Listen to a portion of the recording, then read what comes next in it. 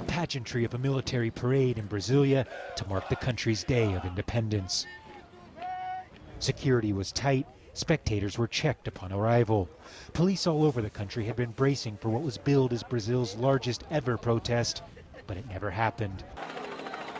1,000 people demonstrated in Brasilia, but nationwide the numbers paled in comparison to just a couple months ago when hundreds of thousands of people took to the streets over the period of several weeks.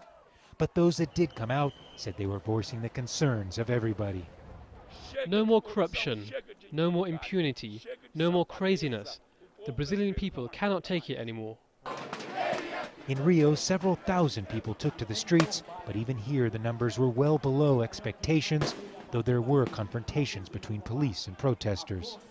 Just like the protest in June, we're seeing that this protest is bringing together a wide cross-section of Brazilian society, but it's also very clear that still this is a movement that's primarily driven by young people.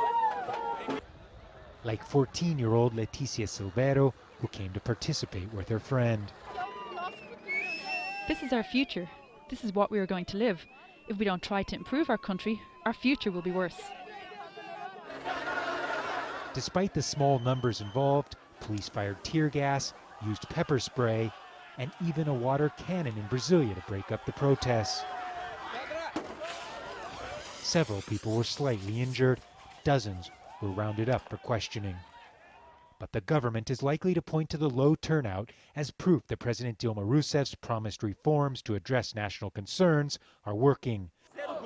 But a recent poll indicated that more than 80% of Brazilians favor the peaceful protests, even if on this Independence Day the majority didn't feel they needed to march on the streets to express it.